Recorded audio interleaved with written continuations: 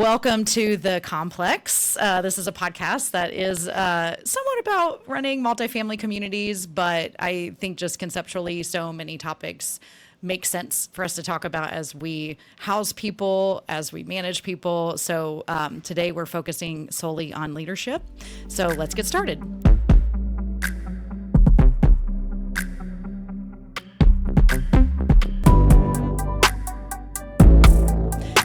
My guest today, it's your second round. So you are officially the first guest that has been on twice. Repeat offender. Yeah, as some may say.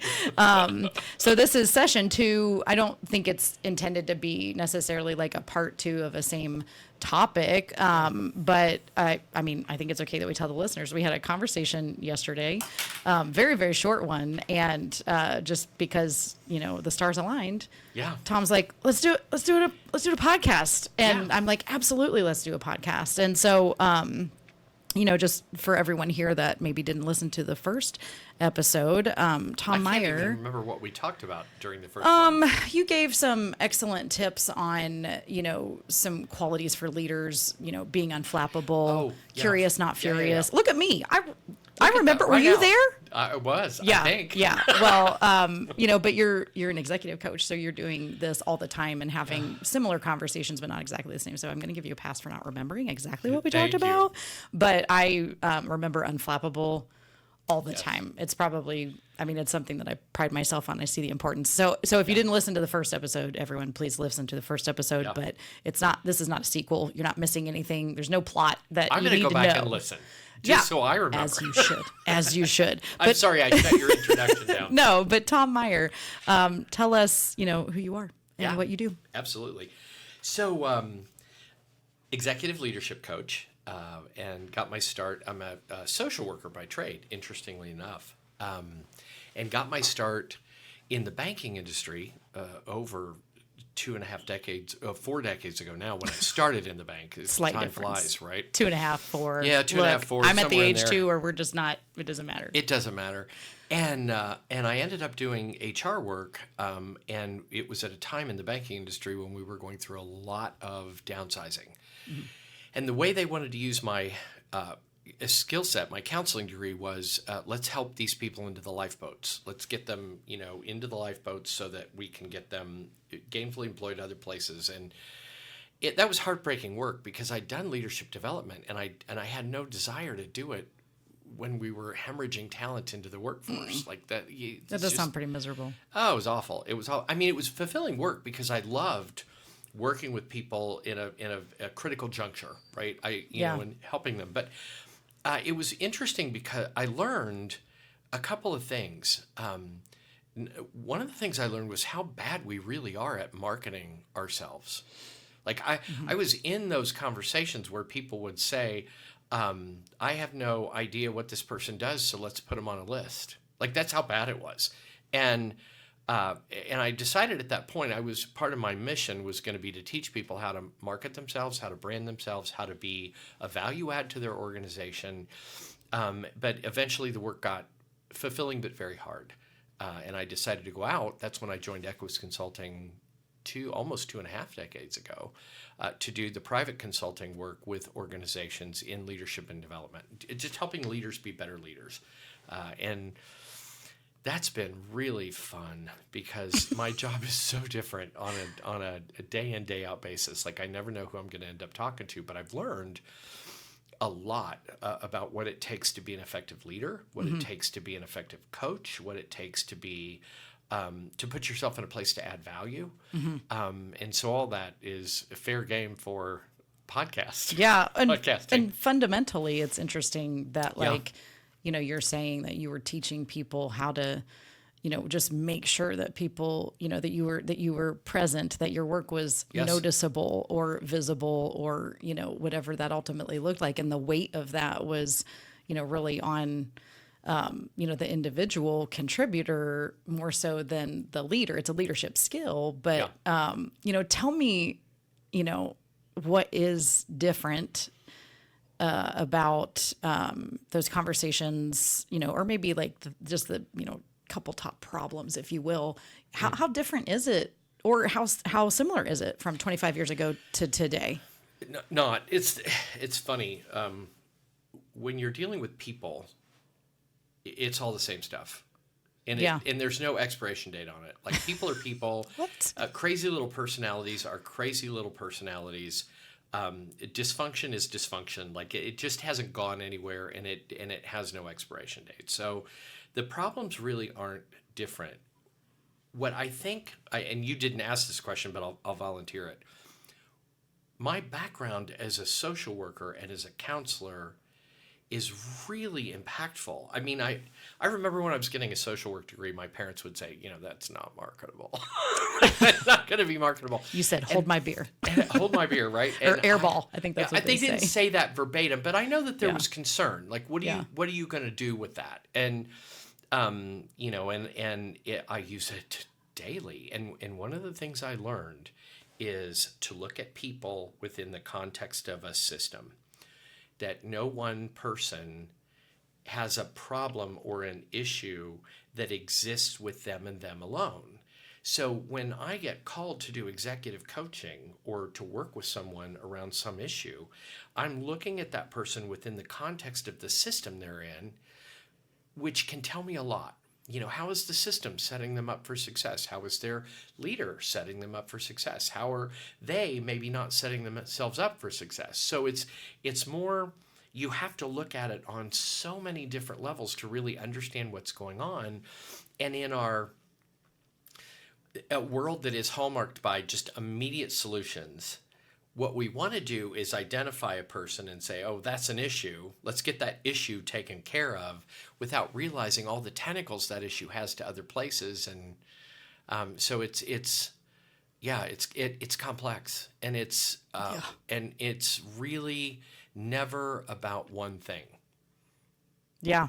I mean, I think that's a good sort of like light to turn on over and over and over again, because I also just think, if you've done something for a long time or you've been in industry a long time, like, you can look at a problem, an issue, a concern, something that's making a negative impact, no matter what it is. Right. And we immediately are like, oh, that's the issue. Right. Let's go get fixed. it. Yeah. Let's go get it. And it's like, but really, I mean, we're playing whack-a-mole every day, you might fix one and look at the other one that popped up right next to it, sometimes as a result of what we've done, but also just sometimes because it's just another variable. So definitely a reminder to try to take a comprehensive view. Is there a shift in distribution of effort on the part of, and this is, I'm projecting, so I could just say what I'm thinking, I guess, instead of asking you, but from my view, I don't think that employees care about their success, or rather I sometimes I care about their success more than they do. Does that make sense? Like, where you were saying that you were coaching people to build their brand, to know, how to show impact, how to be impactful, how to make sure that that's like widely seen. And in some regard, and I'm speaking in generalities. Yeah, sure. I've obviously been a leader in organizations for years and done different things. So I'm not like, nobody out there, don't take this personally, or rather be like, is she talking about me?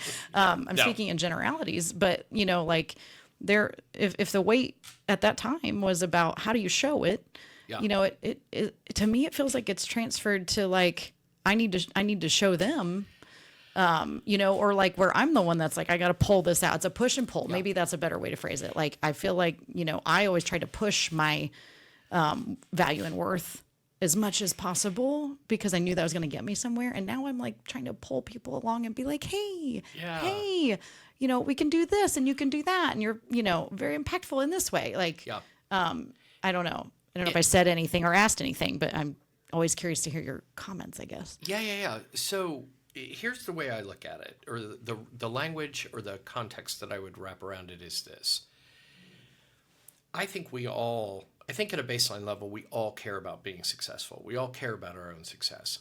I think the gap is we end up viewing our success through our own lens, not through somebody else's lens. And I'll throw myself under the bus very vulnerably and transparently.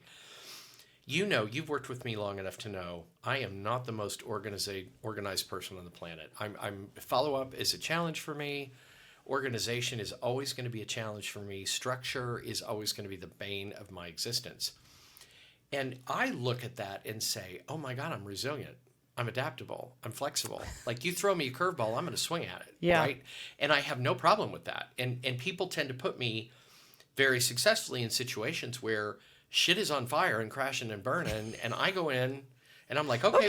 we got this. We got this. Yeah. We're good. Nothing to see here. Let's just put it right. Like, I'll go in because I remain unintimidated by that. And I would call that adaptability. I would call it flexibility. I would call it resilience. And I have to be aware that in my world that is highly structured, we do a lot of consulting in the financial service industry. They see that as chaos. It's chaos. Yeah. It's not viewed, my skill is not viewed outside in the way I view it inside out. And so the work of my lifetime and Can you say that phrase again? I'm going to do this to you. And it's so bad. You're fine. Your phrasing is my, like, if I could bottle you up, put you in my pocket and have I think Andrew said it one time, actually. Like, if I could just, I had somebody ask the if Thomisms they could use me down. in an earpiece. Right? Can we do that? Yeah, Roll sure, back a little bit. You said my skill set. I have to understand that my skill set is viewed one way inside out and another way outside in. Yeah, that That's could it. be key for a lot of humans. And if I want to be effective, if I want to have a dramatically positive impact in my organization, in my family, and in my community, it is my responsibility to make sure I understand what the gap looks like. And I don't mean gap in performance. I mean, how do you view my skill set versus how do I view it? Yeah. Because I don't think that's always the same. In fact, I think it very rarely is the same. Yeah. And then add this to the mix. You get people that are really successful, highly successful leaders that by their own accounts and their own admissions and their own balance sheets have done a really good job. The success of that, and I would put myself in that category, by the way, again, throwing myself under the bus. I've been very successful. I agree.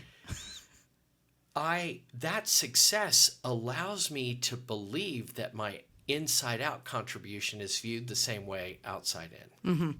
Because I'm getting cash and prizes and acknowledgement, Yeah. right? Yeah. So you have to dig below the surface and say, okay, where are the situations, what are the circumstances and situations under which my brilliance is viewed as chaos, right? Like, Yeah. where am I viewed as being part of the problem versus part of the solution?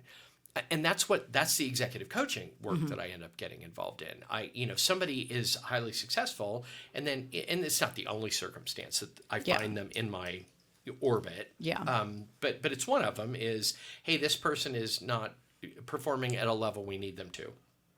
I guarantee you there's a gap between the way they perceive their performance and somebody else perceives it. Yes. Right? Every day. And we have to get a handle on that. But Yeah. I don't think it's about people not caring about their success. I think they do. Yeah.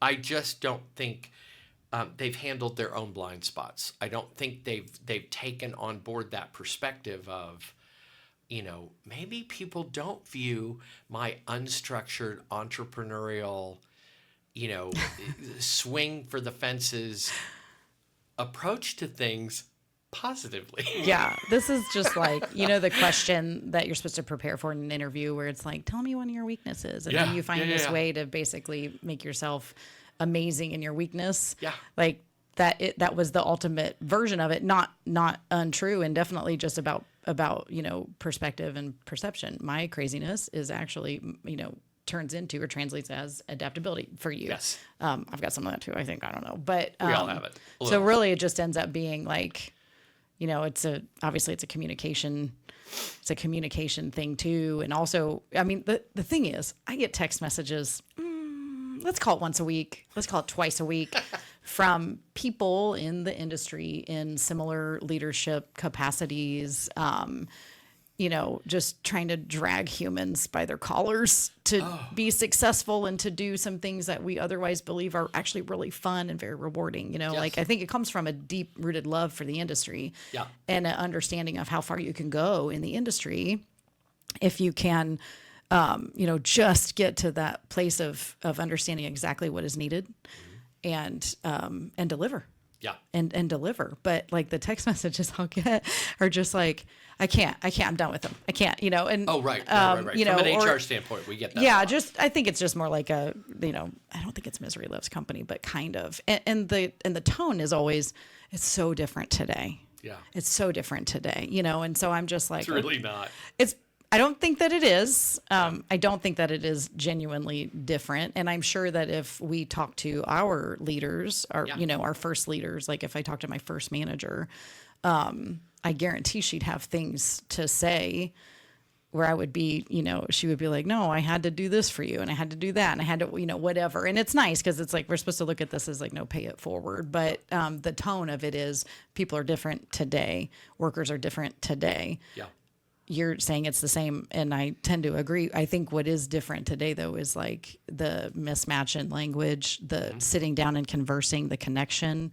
We didn't have the option to team someone right beside us. Right. Back in the day, whatever that day was for you. Like for me, that day was, 2001-ish when I started in the industry. But right. I mean, like, we didn't have a choice but to have this face-to-face. We didn't have technology that was like, kind of building a wall, and really we wanted to talk about communication today.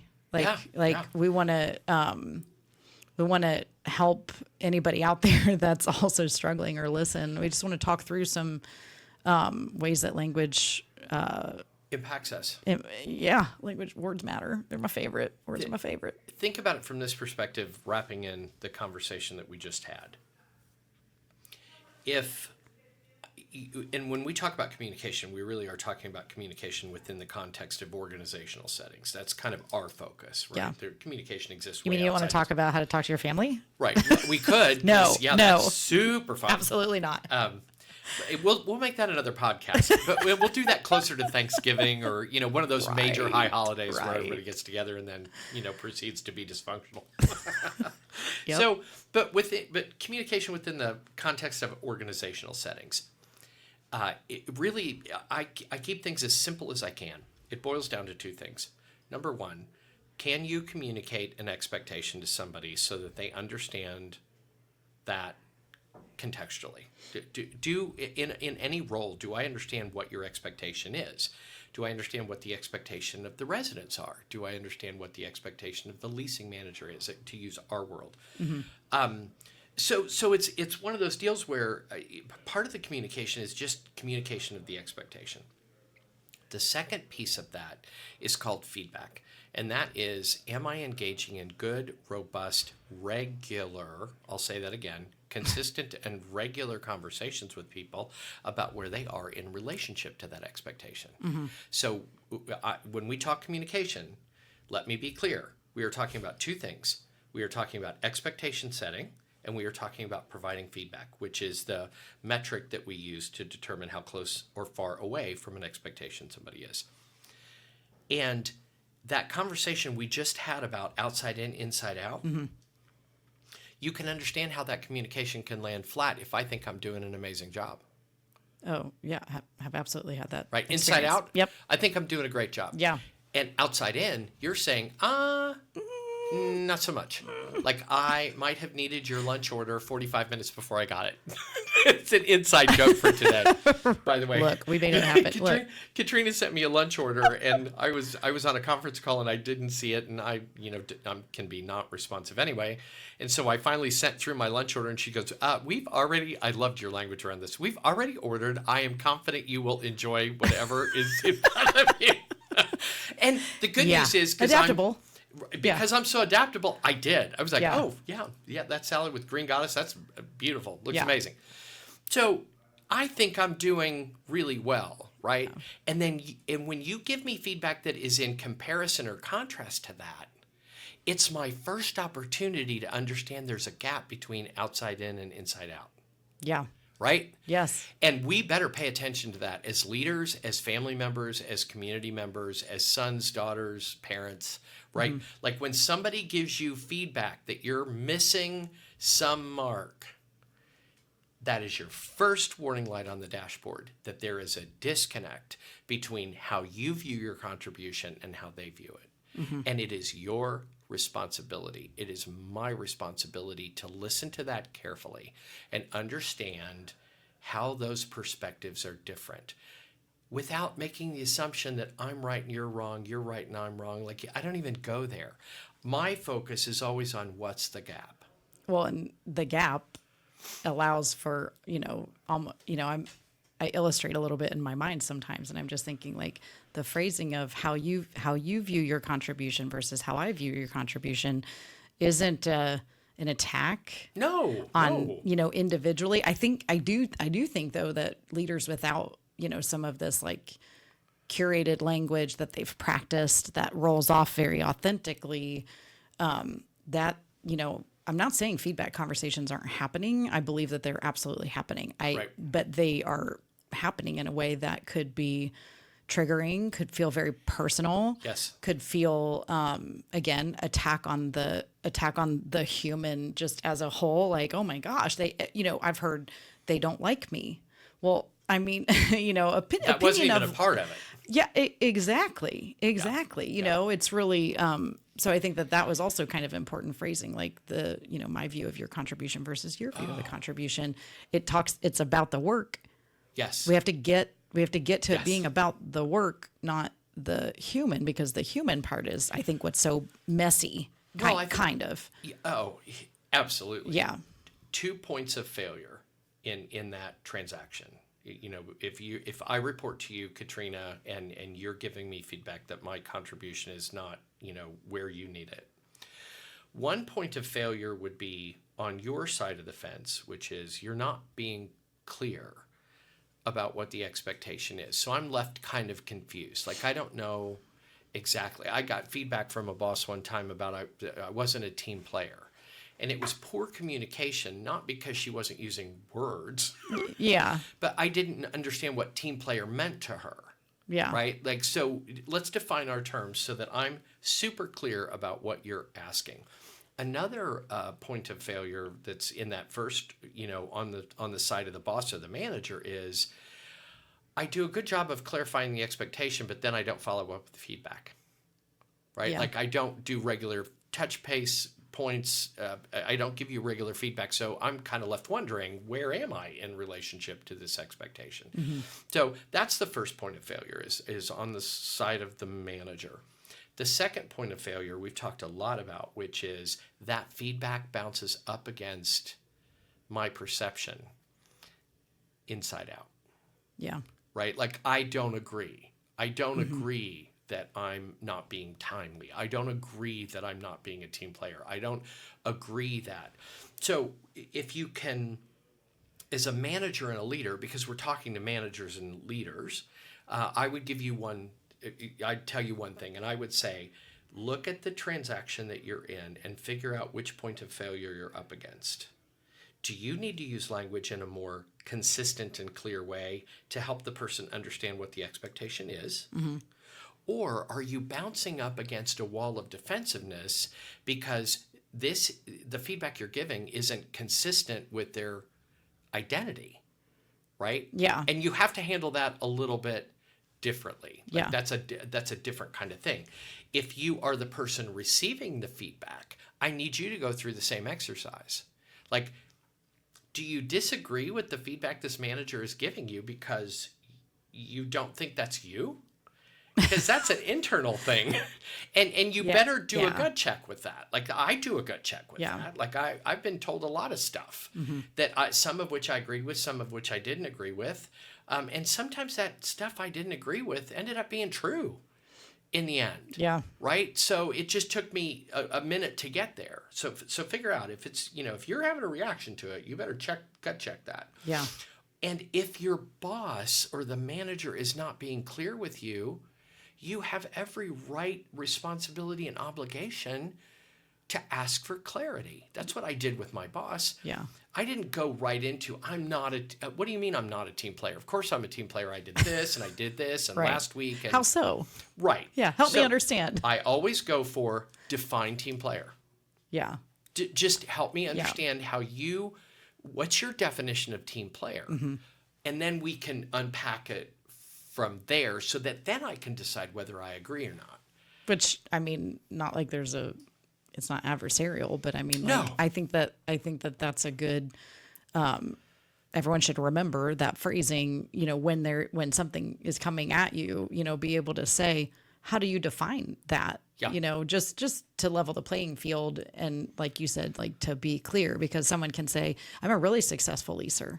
Yeah. On our side, we're looking at, a barely 20% conversion ratio. And as it compares to other team members, it's significantly lower. Yeah. Or, contacts per lead, like just some of the normal KPIs in our world. And then, but just like in a broad sense, they're saying, no, I'm really successful. I'm a great leaser. Yes. So to be able to say, how do you define great leaser? Yeah. And stay curious. That was in your first podcast. Yes. And stay curious about that. So I think that's a good language thing to just, make a note and just say, how do you define it? Well, and here's the thing that's really kind of fascinating. If you're a manager and you say, hey, I need you to do a better job of leasing, and the person says, I'm a great leaser, and you say, how do you define great leaser? Define that for me. You know what you're going to hear? You're going to get the opportunity to hear exactly where they're needing acknowledgement that you're not providing. Oh, yeah. Right. I think a great leaser is, on my shopping scores, I always get 5s. Mm-hmm. Right. Yeah. Now, you and I know that that's only one very small part of it. But what that person is telling us is, hey, you send these secret shoppers in to shop my property. Mm-hmm. Is that what you guys call it? That's what we call it in retail. I mean, sure. Yeah. Mystery shop, secret shop. Yeah. So they come in and you get consistent 5s because you're always friendly and helpful and responsive. And we love that about you. Yeah. And evidently you're not feeling acknowledged for that. Yeah. Right? Yeah. So you're saying, don't tell me what I need to work on until you acknowledge me for what I do well. Yeah. So I would say, if that's how you're defining leasing, then I think you're absolutely correct. Yeah. You do an amazing job with that. And I don't want you to back off on that at all. Yeah. And also, there is a broader perspective of leasing that we need to lean into, that we need to take a look at. Yeah. There are these other things over here. Yeah. And if you could just tighten some of that up, you are going to be an amazing leasing consultant. No question. that's a great point, that they will tell us what they are looking for affirmation on. Yes. If we just listen, if we just pay attention. Yes. My daughter did violin when she was tiny. Yeah. And she did the Suzuki method, which is if you ever see tiny people playing the violin. Oh God. Yeah. Oh my God. It's terrible. The Suzuki method. So the parents have to read a book. The parents are supposed to read a book. I read the book. I know nothing about this. This is super fascinating. But until they're so she started when she was 4. So until they're almost 7 or 8 or, pretty far into the process, they're never told what they do wrong. They're only ever told what they do right. Now they're tiny humans, right? Very impressionable. Yes. They get stickers for where to put their fingers and stuff that. They get a pinky house on their bow, there's methods. Okay. We got methods, resting feet, smiling feet, playing feet. But, conceptually, they teach the parent to coach, and they say they will innately fix what they didn't get a compliment on. Oh. It's intrinsic. And really? And so you tell them, you did such a great job keeping your pinky in your pinky house. And, and you had a really good this, and you were on the strings, and, whatever. And it evolves and evolves and evolves. And then eventually, but their brain's working on what's the gap. Their brain is working on what's the gap. Interesting. They just intrinsically are they didn't, I am doing this well, I shall move on to the other. And it's clearly not that detailed, Yeah. But that is the premise of how they learn. Yeah. When they are very, very itty bitty. Yeah. And, otherwise you wouldn't be thinking because you see little kids playing the violin all the time.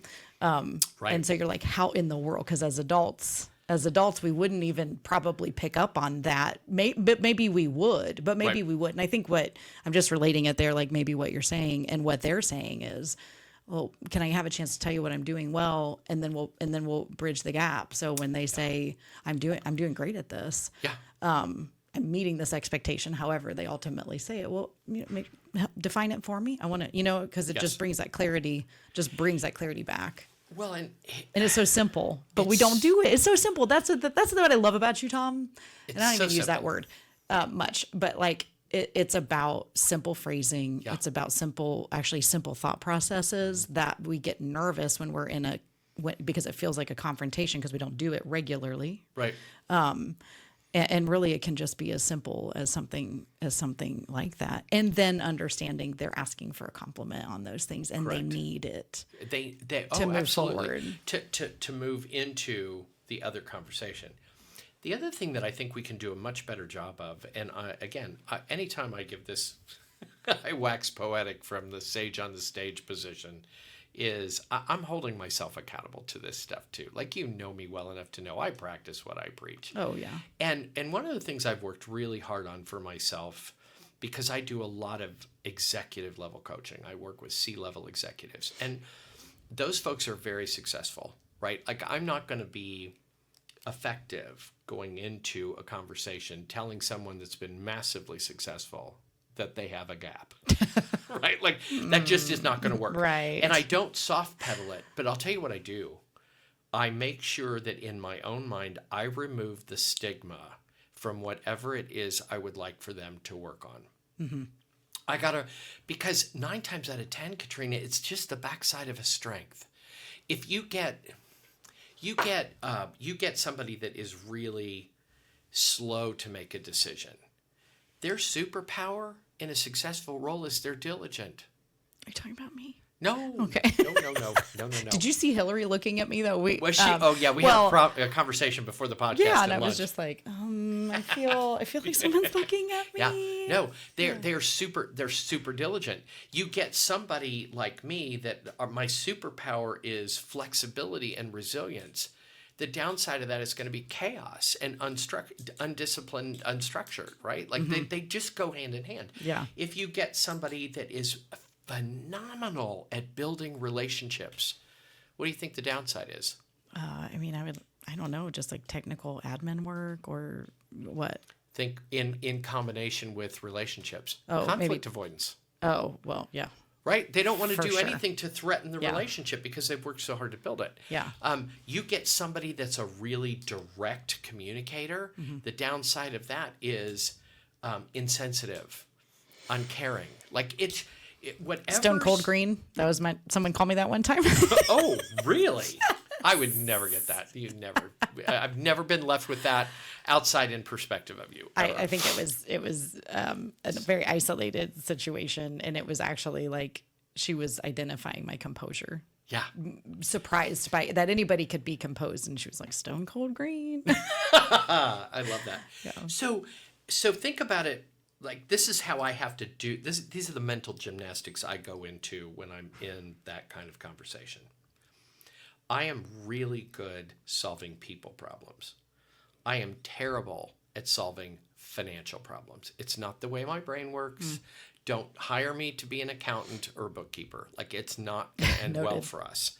So skills are not functions of morality. It doesn't make me a bad person to not be good at the numbers. I know what I'm good at. I know what I'm not good at. So when I'm speaking to somebody, or I'm coaching somebody, or we're working with an employee, if you can remove the stigma and get your head wrapped around this idea of, in these situations, you're really good. In these situations, we have a gap. Mm-hmm. It's not a function of the value of the human being. That was a really good one. Again, in these situations, say it again. In these situations, in these situations, you're really good. You're knocking it out of the park. Yeah. You're getting fives on your secret shopper scores. Yeah. In these situations, I need you to close the gap a little bit more. It has nothing to do with whether I value you as a contributor, your value as a human being on the planet.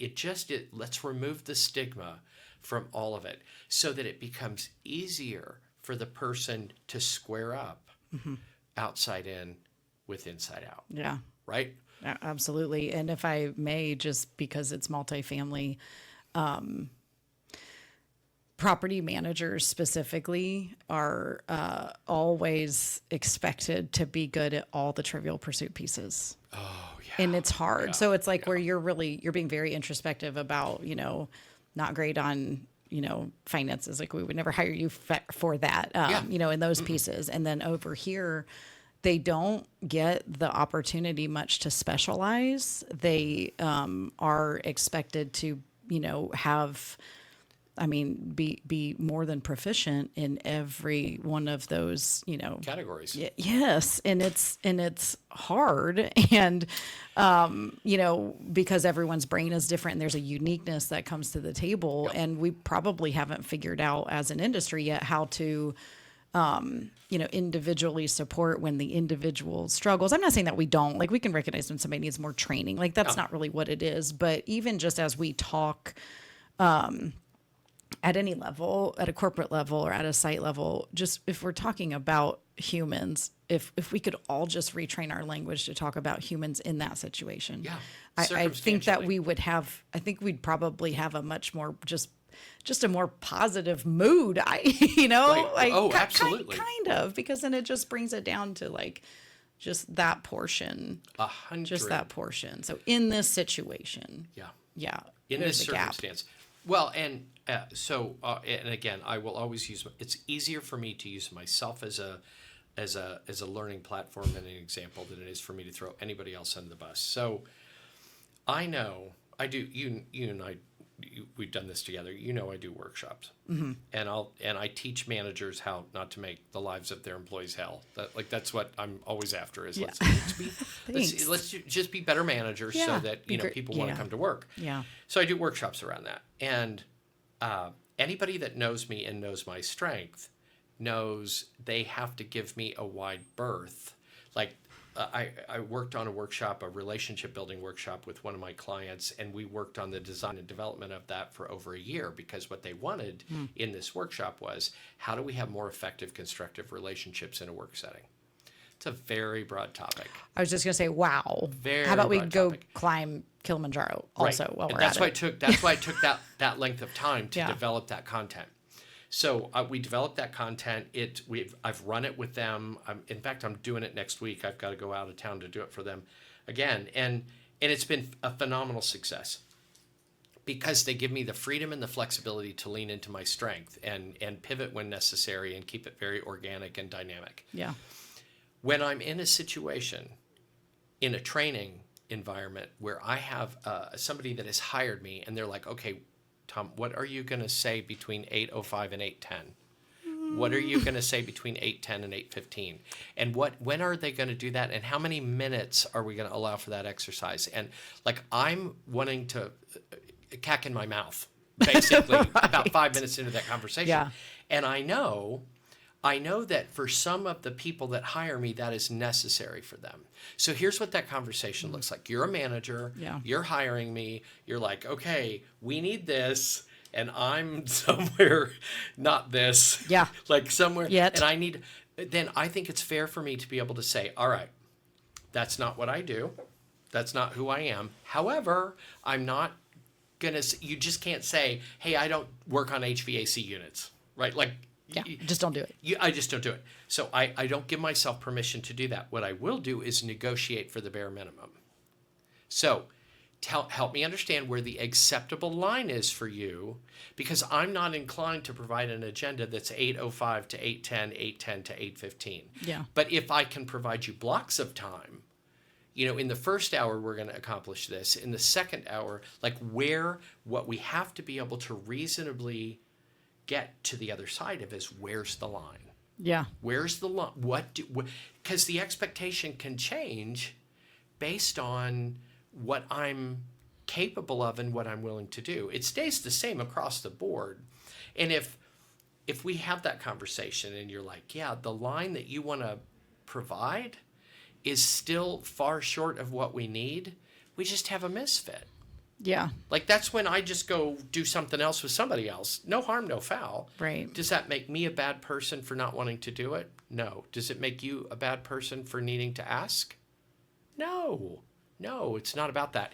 It's about understanding when the gap is great. We have to engage in a negotiation. You have every right to ask for me what you need. Yeah. And I have every right to say, I can do this. I may not be able to get there. I think that, funny you said HVAC. Obviously, you've spent time with I've worked in property. everyone. Right. Yeah. Yeah. Just the way my mind works, I'm like, when someone's just like, I don't know HVAC. Yeah. Okay. That is really broad, obviously. That's the start of our conversation, not the end. Yeah, of course. Yeah. But kind of to roll back a little bit and incorporate, what you were saying a little bit about like letting the person tell us. But I mean, like if we had a list of sort of like, we're smart and we have data everywhere. So if we had our sort of like top 6, 7, 8, whatever, sort of tasks as it relates to HVAC, and somebody were to say, you were to sort of slide it across the table and say, of these things, what are you confident in? Of these things, Brilliant. What have you done? Brilliant. Of this, even if it's just change a thermostat, which I'm not saying, you know what I mean? Like, we have to start somewhere. Can we change a filter? Well, look, if Joe were in here right now, he would say that absolutely, number one, check the filter first. Yes, He's like, nothing yes. fires me up more than when like they're on step 5 or 6 because there's an assumption that 1, 2, 3, and 4 were done, or even just 1 and 2, and it's like a dirty filter. It can't breathe. Let it breathe. Yes. But maybe when we have someone communicating to us, I can't do X. They're talking about the whole Trivial Pursuit piece, but there's a stack of questions in there, Yes. and they can answer some of the questions. They Absolutely. can. So, in the spirit of clear communication, there's no reason that we shouldn't have some of those tools or conversations or things in front of us to say, well, I hear that you're not confident in HVAC. Yeah. I bet you know more than you're giving yourself credit for. What of these minor repairs have you done in the past, and could you do? And then how do we work towards the others? So that way someday you sit across from me and say, I'm good at HVAC. I'm good at HVAC. Which at this point would be like gold in this industry. So just saying. And let me add this to that conversation. We better get good at having that kind of nuanced chat with somebody. Yeah. Because we are in an environment where 20 years ago, we might have been in an environment where you could have hired someone that brought a full complement of skills to the table. Yeah. We are not there today. No. We're not there today. No. So this whole idea of managers managing, it used to be managers managing in 1980, 1990, and 2000. Yeah. Now it is managers training. Yeah. Now it is managers hand-holding. Isn't that it is interesting? Managers mentoring. The difference, managers are training versus managers managing, because Managing. skill exists versus skill isn't in place already. Right. Yeah. Add that to that's the Trivial Pursuit piece. And it's a lot. It's rewarding, but if any part of it gets stigmatized, yeah. you are down for the count. You are down for the count. You cannot. We have to remove the stigma, and then we have to focus on the 2 points of failure. Am I, as a manager, not doing a good job of clearly communicating what the expectation is? Or are you going into some place of defensiveness because the outside in, inside out perspective don't match up? Yeah. And if we can figure that out and just kind of work through it, you're going to retain the person. Yeah. And if we can't, somebody's going to be not able to rectify that and probably going someplace else. Yeah. I don't want we don't want to give up on people. No. And the saddest thing is when people give up on themselves and just, basically like throw in the towel. And in this industry, we recycle people. And it's sad to me because, again, I just view it as this just amazing place of opportunity. It's just we are, a breeding ground for any level of success that you want to have, whatever that looks like, whatever that is, if it's money, position, title, whatever, I also just think that it's kind of fantastic that we're a place that it's not that I'm not saying there's no value in it. I'm writing checks to Miami University right now, but you don't have to have a degree to go really far, Sure. you have to know where the gaps are, bridge the gaps, and then keep on moving there. But that we don't want to give up on people, and we don't want them to give up on themselves. But the failure is in, recognizing early, often, what those regular combos have to look like, separating it from the person's just like, psyche and who they are, because it's not an attack on who you are, your character, whatever. There are, in those 2 points of failure, I think, because your listeners are going to want to, they're asking this if they're, if they're listening, they're asking this. So when do I give up? When do I throw in the towel? Yeah. And I can tell you, again, I'll keep it really simple. If you find yourself employing a manager that does not have the skill of clarifying the expectation. Mm-hmm. And here's what that looks like practically. So read the handbook. You're not clear about the expectation. Read the handbook. And then they say, but I still don't understand. All 86 pages of it. All 86 or whatever. Read the handbook. If they don't have the conversational skill or the intellectual horsepower to break that down and help somebody understand what the expectation is, I think you need to move them into an individual contributor kind of position. Yeah. Where they don't have to provide that kind of instruction, because as managers, that's what we do. We set the expectation and we provide feedback. That's a core expectation. If that's not happening, then we've got another issue on our hands. Yeah. I'm moving your microphone closer because our air conditioning turned on. Oh, yeah. Yeah, and people need to hear this. Yeah. Second point of failure. If you have an employee and it turned off. that has you've identified a gap between outside and inside out perspective. Yeah. You're like, we need this, you're providing this. And you don't stigmatize that in any way. You're just like, hey, this is the line, and this is where we need you, and where are you, and, with HVAC or whatever it is. Mm-hmm. And the person is continually defensive, justifies their lack of knowledge, justifies their lack of performance. Mm-hmm. I think you throw in the towel. Yeah, and because we've experienced like pushback is the phrase that it seems like leaders use, you know, and our vision of pushback and possibly like the next generation of entry level workforce. Yeah, they're challenging, and they feel like it's absolutely permissible, and it is permissible to the extent that we should be able to then clearly communicate the why behind it, and not just be like, a forced situation.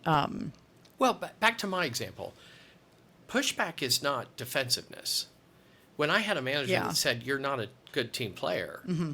I didn't get defensive. Defensive would look like, yes, I am. Pushback is define team player.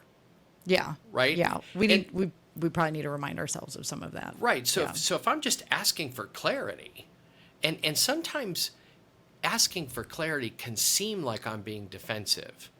So you have to be kind of nuanced as a manager to understand, is the person just asking for reasonable clarity on this? Yeah. Or are they justifying a position?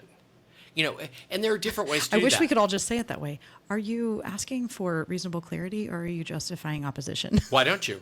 I would not hesitate. Because we haven't practiced saying those things, and like if I had to say it again in an hour, I'd go, what? Now I would listen to this podcast and I would do it. Tone has a lot to do with that too. Like I could say, okay, so help me understand or define team player. That's very different than define team player. Yeah. Right? Right. Yeah. Oh, yeah. Right. Sure. It's not as if you're the person being asked to meet an expectation. If you're out there listening and you're like, my boss is da-da-da-da-da-da, I really want you to work on the skill required to understand the expectation. That's your responsibility. Yeah. Understand the expectation. And if it's not being communicated, ask for clarity. Yeah. Say, hey, okay, and if that is really something you can't do, I was in a situation years ago where an insurance company that I was doing some consulting work with had a bunch of customer service agents that they retitled marketing reps. Okay. Marketing representatives. Oh, yeah. We like to retitle stuff all the time. Not we here at Gray, but like we, the industry. It's an industry, right? Yeah. And these people push back and they're like, I provide customer service. I don't sell. I'm not a marketing rep. I don't sell. Yeah. So you're going to have to help me understand what the expectation is. You've changed the job title. Did that markedly change what you expect me? Am I cold calling now?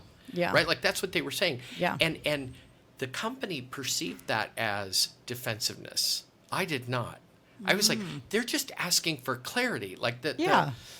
So what, how do you define well, we expect you to cross-sell. Okay. Help us understand cross-sell. Well, if the customer comes in with this issue, they want to add a 16-year-old driver to the policy. Cross-selling then is not selling them another product. It's letting the agent know that they probably need to reach out, right? Like slow it down and help and be able to discern defensiveness from that other thing that is just reasonable asking for clarity. Yeah. Like help me understand what the expectation is, because, that might be where you need a little work, Sparky. Not you, Katrina, but any of us setting an expectation, right? Yeah. So defensiveness, when it truly is what is happening, is disagreement. Like it's just flat out disagreement with facts. Is that how? That's correct. Is that a fair way to look at it? I don't believe what they'll say is on some level, what you're going to hear is, I don't believe that's a reasonable expectation. Oh, that is said almost verbatim. I was just getting ready to say, like, how do you handle when the rebuttal is circumstance, is the other things, is, and I don't want to use the word excuses, but that is the word that probably comes out, like when people are, fussing about it or venting about it. It's like, well, there's always an excuse, or whatever, but like there is circumstance. I think that, we can acknowledge circumstance. So do you remember being in grade school? The one person that we all hated that wrecked the curve. 100%. Her name was Angie Wendell. She was our valedictorian. She's really smart. Shout out to you. I did beat you in the spelling bee. I have the trophy in this office to prove it. But yeah, I definitely remember who wrecked the curve. Yes. Okay. So here's my response to that. If somebody says, well, I can't, that's an unreasonable expectation because I can't possibly do that. I'm going to scan my landscape and decide whether other people are doing it. And if other people are able to do it, especially more than one person is able to do it with the same set of circumstances and the same set of challenges, then I think it's a reasonable expectation, and I'm going to push back with that. Here's something that we hear a lot in my other world, the insurance industry. I can't compete on rate. Yeah. Okay, well, a lot of other people are competing on rate, and they're winning trophies, and they're going on trips, and they're able to do it. Yeah. So that sounds like defensiveness to me, sweet angel. Yeah. So let's. Then I think you go back into the conversation you had. Okay, well, let's break this down. Tell me what your sales process looks like. Right? Like back to the HVAC. Well, are there some things that you're comfortable with? Yeah. And then let's get clear about, okay, well, I can't compete on rate is a pretty broad thing. We know other people are doing it. Talk to me about where you feel like your process is hitting a snag. And then let's talk about that. Yeah. Right. So I'm going to pull you right back into, I'm not moving on the expectation. Yeah. The expectation's the expectation. You used it in the phrasing of insurance, but it's absolutely, there's, if leasing agents listen at all, that is the number one. Well, but my rates are high. My rates are higher than theirs. They're higher than theirs. We're higher. Well, we're a better value.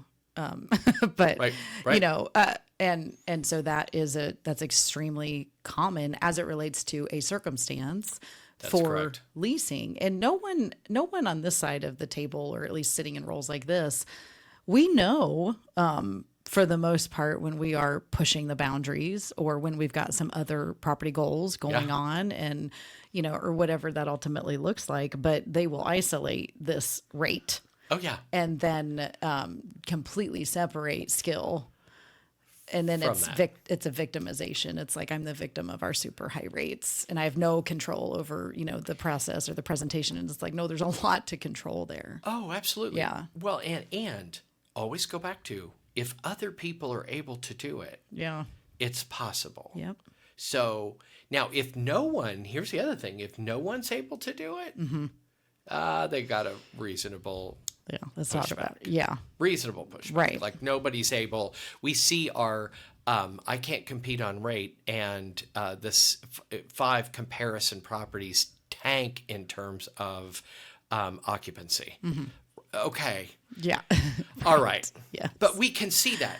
Yeah. The thing I love about property management and insurance and most of the industries I work in is we have metrics to decide whether or not you're being defensive or you're clarifying.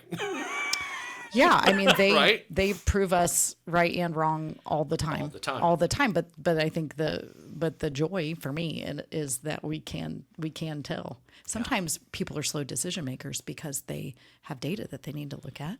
Well, and yes. we have a lot of data available to them and are very diligent. No, that's defensive. Yeah, the data, I mean, it obviously does give us a tool to say someone is successful at this and let's figure out, doesn't have to copycat their process possibly, Right. especially in a sales environment. In a sales environment, it's really hard to tell someone do it exactly like Katrina. Yeah. Use her words, use her way. Like we're all so unique and that's great. And we still celebrate that 100%, but it is about process and break it down to process. I'll share. How are we doing on time? We okay? Look, we can do whatever we want. Our last one, I think, was an hour and 11 minutes, and we're at 56 minutes right now, so we definitely have time. There's again, more. I'll tell you a story about where I got some really good coaching. Really good coaching. You got good coaching. I got good coaching. Someone coached you. Oh yeah. Practice what you preach, man. Can I meet those people? I take my own medicine. And sometimes I take other people's medicine, and this was one of those times. So I was working in luxury retail. And the deal was, a little context and background. I'd always taught sales training, but I didn't really know if I'd never sold. I'd never been a commission salesperson. And then in 2001, our business tanked as a result of 9/11 and some other factors. And I wanted to stay with Equis Consulting, the company that I work with. And so I decided I was going to have to get a part-time job. Like I was just going to do the training thing as a gig. And I was going to do this. I had to do something else to keep the lights on. So I thought, well, why don't I just go sell? Why don't I see if any of the shit I tell people... in theory, you're supposed to be good at it. I'm supposed to be good at it. Like, I know what to do. I ended up being really good at it. So Shocker, right? And, but what... So, I got one customer that came in. We sold everything. We sold drapes, carpet, all of it. And Virginia, this woman named Virginia, who's a lovely lady, came in. Her husband had just passed away. And the purse strings were now open, and she was going to do a lot of stuff in the house that he never let her do. Okay, so Virginia. Go Virginia, right? Yeah. And I was more than happy to help her with that. So she says to me, and we were spiffed. We were incented on accents like carpet and drapes and all that stuff at a higher rate because it was harder to sell. So she said, I'd like to recarpet the house. Wait, will you explain spiffed? Oh, yeah.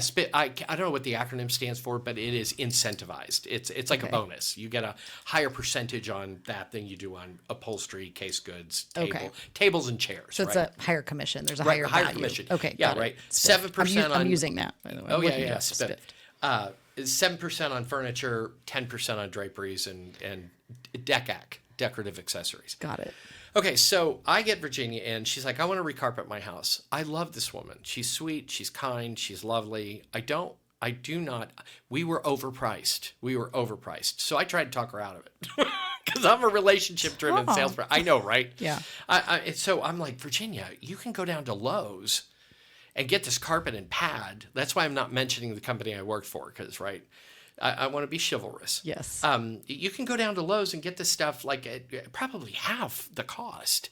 And she's like, yeah, but they're not going to help me. Will you help me? And I said, yeah. Will you come out to the house? Will you measure? Will you make sure it gets installed? And I'm like, yeah, absolutely. 100% I'll do that for you. And I loved her. She lived in Terre Haute. So I go trekking out to Terre Haute with my tape measure and, we do this. Oh my God, Katrina. That estimate came back. Do you have any idea? Pad, carpet, best carpet, entire house. No idea. I'm ready for it though. $27,000. In what year? 27,000. 2003. $27,000. Just on flooring. $27,000. And I'm a salesperson. I'm supposed to sell, right? And I'm going to get spiffed on this.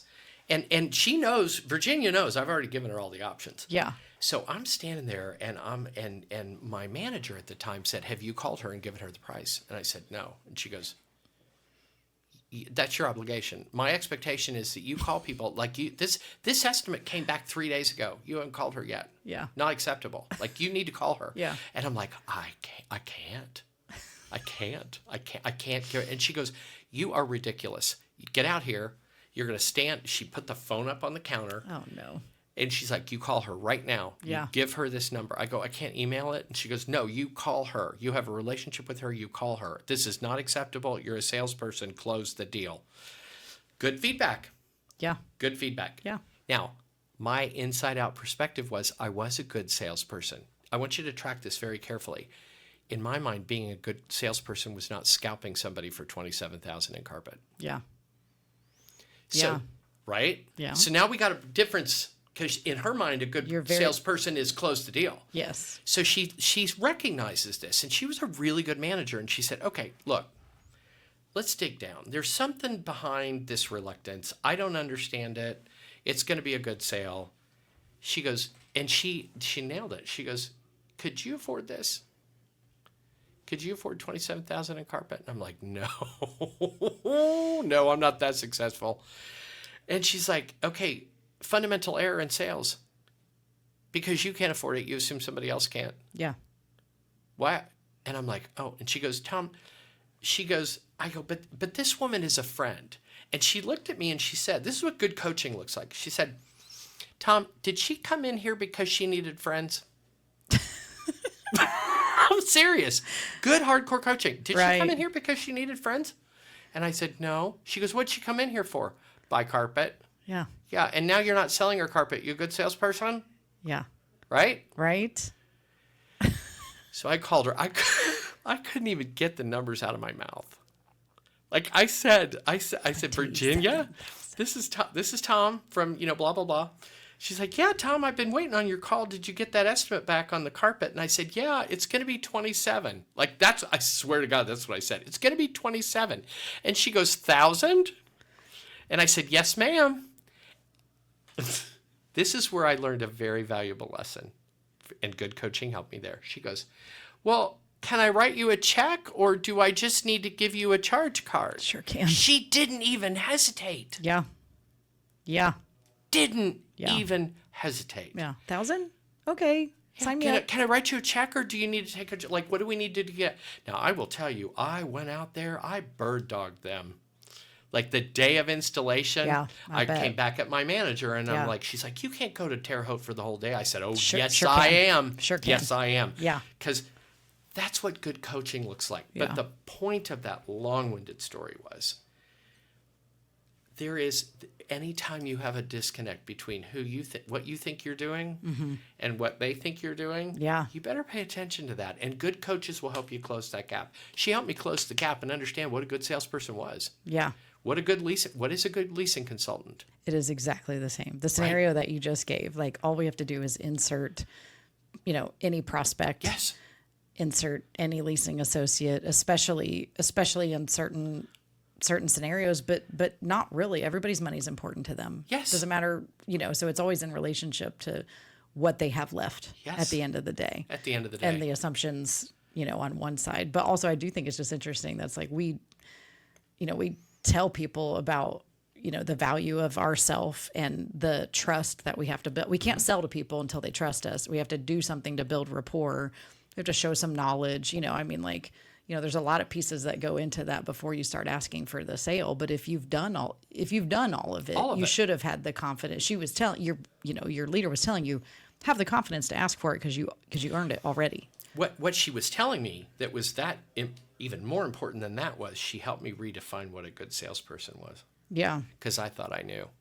I'm sure we all think that we know. Yeah. I thought I knew. I thought I was being a good salesperson by sending her to Lowe's. Now, that sounds ridiculous today. Yeah. But it doesn't sound ridiculous when it's in your head and rolling around. And it would be so easy for me to write that manager off and to say that our prices are ridiculous. Like that we should never be charging. Like I could go 1,000 places in my head. Yeah. And at the end of the day, it wasn't even about that. I loved it when she looked at me and she said, "Did she come in here to make a friend?" Like, that's a good one. Yeah, right. Yeah. Yeah, no, she came in to buy carpet, and she knew I'd help her, and I damn well will. Yeah. Right, like I will. Yeah. So and who are you to make the choice for her? For her. Yeah. Correct. Yeah. Correct. Yeah. So, as skilled as I am, there can be gaps in the way I think I'm delivering value and the way you think I'm delivering value. And we are all responsible for closing those gaps. Yeah. And that was a positive example. I mean, everything that we've talked about up to it all now, worked. the gap felt like a shortfall, in some ways. And this was actually, on the other side, like where there was, excess, for lack of a better way of saying it. I don't really know. Oh, yeah. We didn't get to touch on it, but all of a sudden, this is what we did last time too. We had an outline that we didn't look at one time.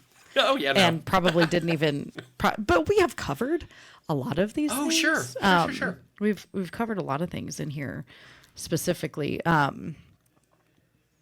It says, ask, and I said it says because like Tom and I did this, but we're also advanced enough to use like some AI to help. I didn't tell you I did that, but it says, ask listeners to reflect. Where am I assuming I've been clear when I've only been direct? And I mean, so this is encourage one intentional clarity conversation this week. Yes. Well, actually, Joe used to check me on that too, because I would get really, and I think it's relevant and, for sure, but it's like, he would say, well, they didn't do it because you made it a suggestion, not a directive. Yeah. And everything that I did, even probably in one-on-ones with team members, was like, I suggest, I mean, maybe not this exact wording, but like, I suggest you try this. You should try that. What if we did this? Yes. And we aren't doing anything because I would leave the site. I mean, I was in a higher level role. And so when I left, I bet I left confusion. Should we do that? Are we approved to spend that? Should I do that? Am I doing that? Oh, I don't have to do that. She just said that was a suggestion, and so my clarity in directives, or just like expectation setting has come so far since, 2015 when I started in an elevated role. And there's a huge difference between the suggestion and the directive in those conversations. I don't know. Do you have some phrases that, well, you say, let me be clear, which is obviously just a personal favorite, but I say, let me be clear because I distinguish between clear and direct. Direct is direct. Clear is you understand the context around the directive. So direct is direct. Clear is you understand all of the context around the directive. Let me give you an example because it's always easier to do that way. Thank you. Here's what direct looks like. I need you, as a parent, I need you to have your room clean by Saturday before you go out with your friends. Your room will be clean by Saturday morning before you go out with your friends. There's no part of that that's not direct. Yeah. It is, however, and you find out as a parent, it was not clear when you go into the room and the room looks clean, but there is rotten pizza under the bed. Right. On a plate under the bed. Yeah. So, so evidently we had direct, but we didn't have clear. Yeah. And so there's no parent on here that cannot relate to this. Yeah. So you pull the kid back into the room. You're like, you're not leaving. Your room's not clean. Yes, it is. Yeah. You said clean my room before Saturday. Yeah. Okay. There's rotten food under the bed. Well, you didn't say clean under the bed. Okay. Let me be clear. That's where that came from. Let me be clear. When I say clean your room, and I'm not going to get defensive, and we all know we're in this game. Yep. We're in the loophole game, right? Like we all know how to play the loophole game. Uh-huh. So I don't play the loophole game. Mm-hmm. I just use it as a point of clarity. Okay. So cleaning your room means surfaces seen and unseen. Every seen surface and every unseen surface. That means now you are responsible for cleaning your closet. Because it is an unseen, like you want to play the loophole game. Right. Yeah. Clarity is clarity. Right. Surface is seen and unseen. So when people push back, what they'll say is they never will say you're not direct. They will say you're not being clear. So I just I work at being clear. Do you really understand the directive? And do you understand all the context around the directive so that you're not walking away? Here's another good example. Here's direct. I need that by Friday. Mm-hmm. It's not clear. 8 a.m., 12 noon, Yeah. 4 p.m., Right. 9 p.m., end of day. Yeah. You didn't specify. You didn't help me understand, like, and then the manager comes back and says, well, I needed that by 3 o'clock because I needed to do the markup so that I could send it on. Yeah. Okay, well, you weren't clear. Yeah. So I distinguish. I always hold myself to a standard of being clear. If you're clear, direct is part of the package. If you're direct, clear is not always part of the package. That's good. Yeah, you can easily be direct. So go for clear. Go for clear. Go for clear because you're going to get both. Yeah. I hope. I think so. I mean, I think no matter what, if we take a deep breath before we send that email or that Teams message or whatever it is with a request of some sort, or we're having an actual, live email, like a conversation, we call that a live email. Yeah. Yeah, just taking a breath and saying, like, was it clear? If I read it, would I get exactly what it was that I needed? Now someone listening is like, well, that sounds like micromanagement. All my people are going to be like, why do you have to tell me every little thing, or whatever. But, but I don't think that that's like a solid, that's a solid defense. Like try it. Try being clear. Here's how you avoid that. I'll give you scripting, really good scripting. Katrina, I need a proposal for closing our vacancies by June 30th in this one property. What are we going to do? What about that is not clear? I assume for you that I'm not being clear because it doesn't fall on my shoulders. I don't know to what extent that's landing for you, so I don't know what clarity you need. Clarity really is in the hands of the receiver of the communication, not the giver. It's not my responsibility to be perfectly clear. Yeah. It is my responsibility to say, okay, here's the information I have. I would like a proposal for how we handle these vacancies by June 30th. What's not clear? That's what you say at the end of that directive. What's not clear? And then that person can go back and say, June 30th, beginning of day, end of day, like how detailed do you want that proposal? Yeah. Like how many, what percentage of occupancy are we shooting for as I put this proposal together? Are we going for 100 or are we going for 80? Yeah. Like, and 9 times out of 10, I haven't thought about that. Yeah, right? Absolutely. So clarity exists because we have a back and forth, but it's my job as a manager to create the permission structure for you to ask for that clarity. Yeah. What's not clear? Is there anything about that that's not clear? I mean, I don't want to sound defensive, but so you're clear. I've been direct, right? Mm-hmm. Is there anything about that that's not clear? Yeah. We do it with our kids. Clean room by Saturday. Yeah. Right. Please repeat it back to What's me not clear? We're both on the same page. What's not clear? Yeah. Yeah. We'd have to. I mean, I think some of us would have to be careful about tone. But absolutely. But when that when it's known what the purpose is, when the conversations are regular, when the performance has been removed from the soul of the human, which I think is what ends up happening a lot, or at least that's what I tend to hear. And I'm not pinning this on a certain I told you I'm on a deep dive. I'm on a deep research dive, sociological research dive about generations and the differences, and specifically Gen Z, just because it's the furthest from who I am. Yeah.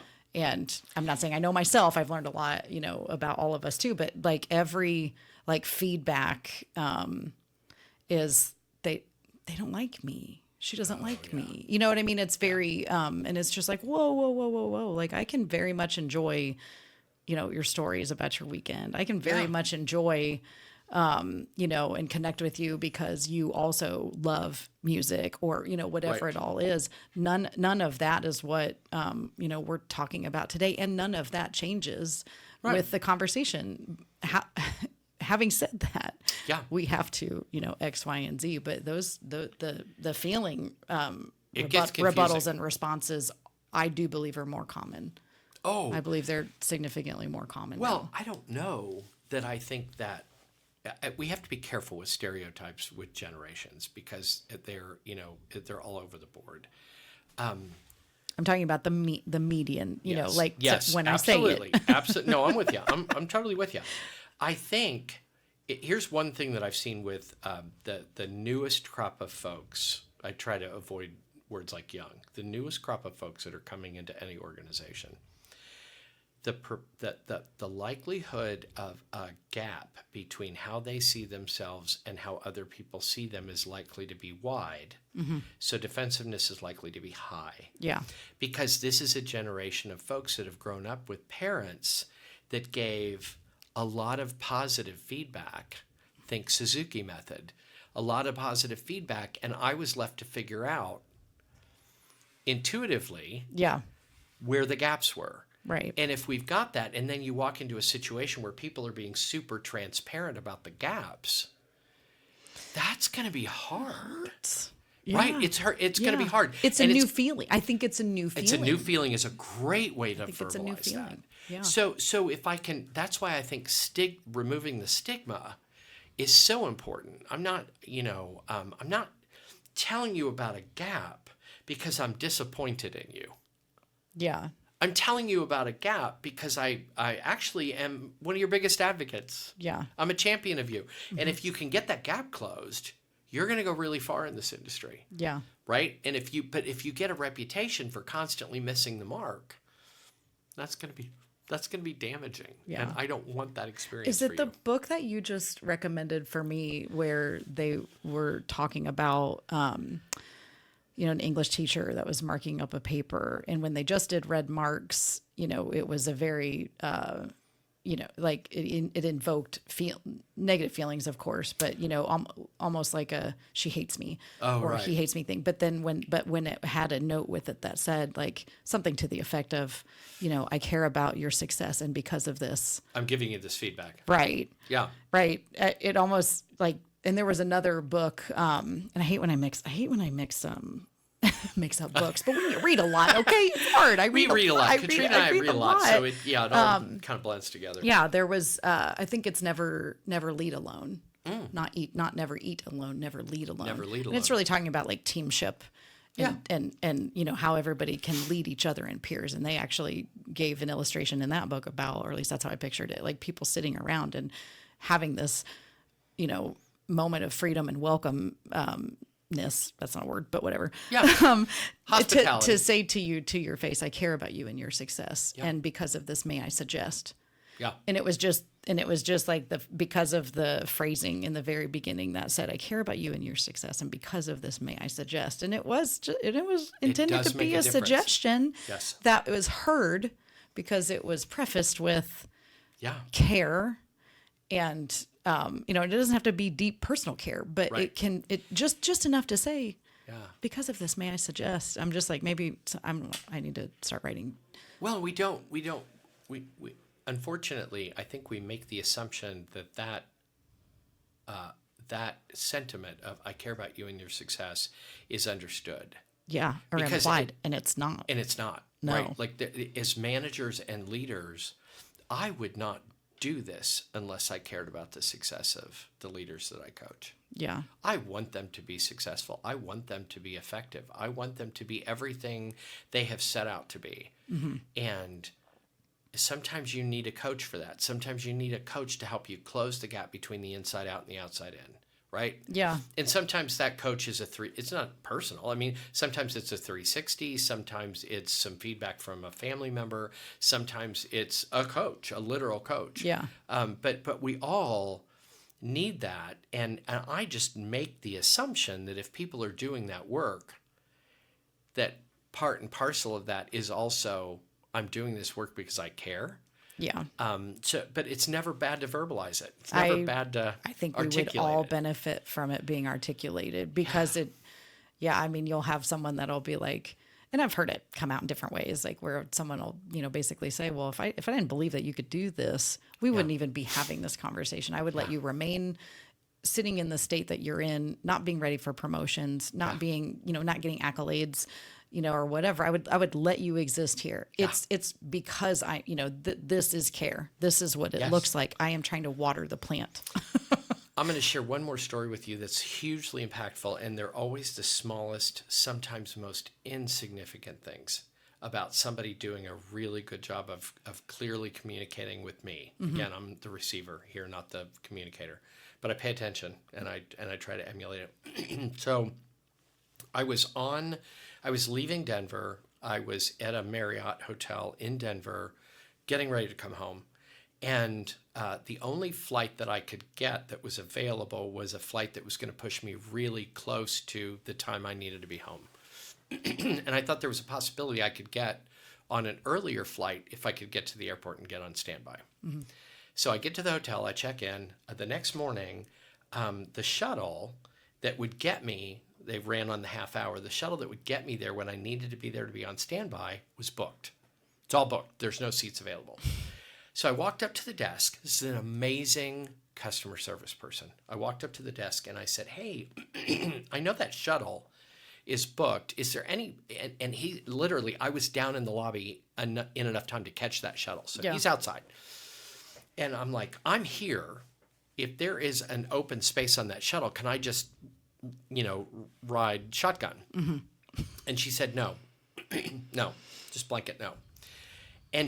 But she read me and she read the situation very quickly and she pivoted. That's a very direct answer. It's not a clear answer. Yeah, no. Right? So, but it was direct. Yeah. So she goes, let me explain. And she was under no obligation to do this, but this is amazing, really, communication. She said, let me explain. We had a whole group of flight attendants from Delta Airlines that are here for a training. And they have booked that shuttle in its entirety. That's why that one was closed and the other ones are open.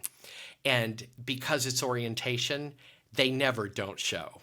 And he has to stop at another hotel to pick up 3 more people. So even though it looks like there are seats, he's stopping in another hotel. And I smiled and I'm like, brilliant. That was brilliantly done. Yeah. It provided me the context I needed to understand the directness. Right. Right? Yeah. But the brilliance was she took the time to read that her communication wasn't landing. Yeah. And could create a customer experience that was not positive. And so she just went on to say, okay, let me be clear. Let me provide additional context and clarity. And it took nothing more than reading the room. Yeah. As a manager and a leader, and I hold myself to that. I remember that example and I'm like, we can tell whether it's landing. Yeah. We can tell. We can see it. You can see it. Yeah.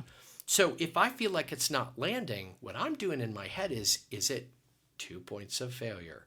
Is it not landing because I need to provide additional context and color and clarity? Or is it not landing because you're being defensive?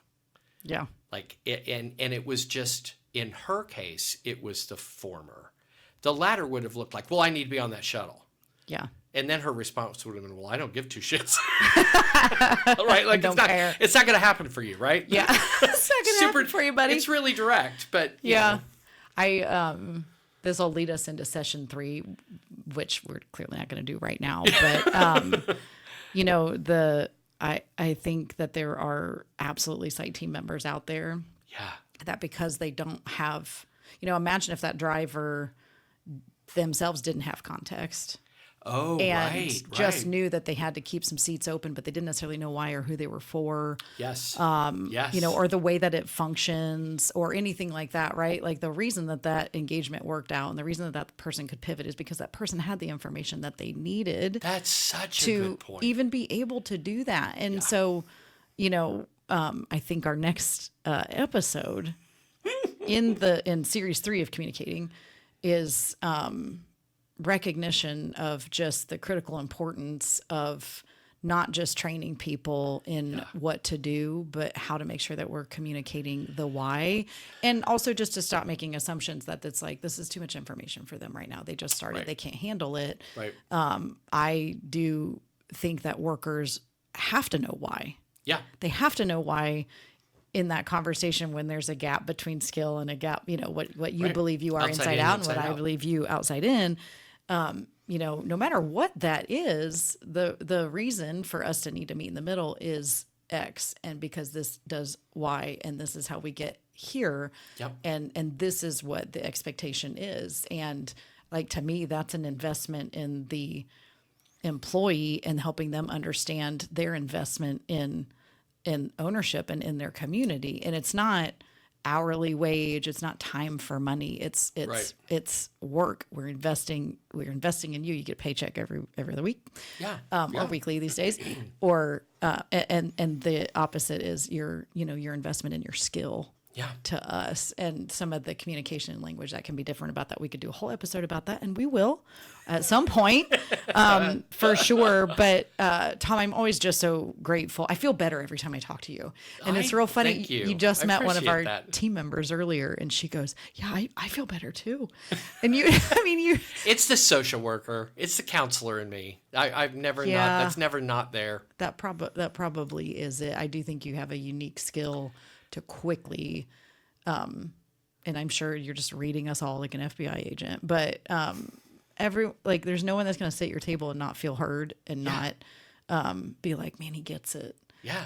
Or whatever it ultimately is. It's very unique. It's very, very unique. So Tom, just incredibly grateful that you came back. Yes. You will come back again. Absolutely. We will have a part 3.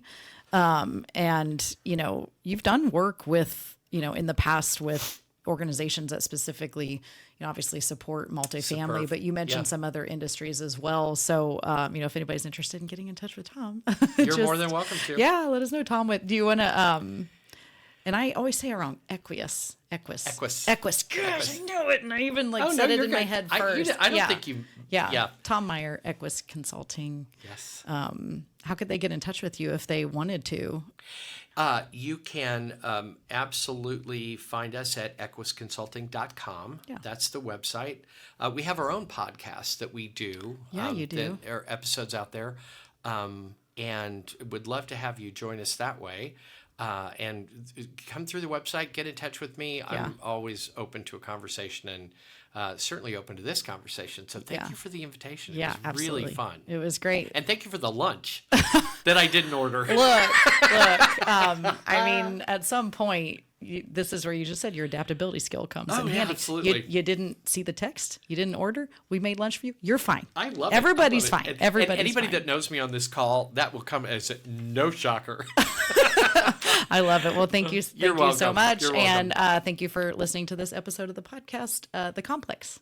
Wonderful.